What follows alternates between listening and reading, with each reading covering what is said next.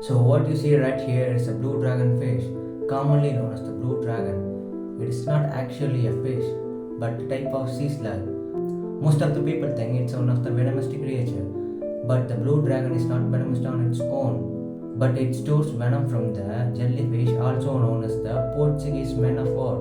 Whenever the blue dragon feels threatened, it releases the venom through its stings to inject the venom into the skin. If you ever seen this one, do not ever touch it. Subscribe.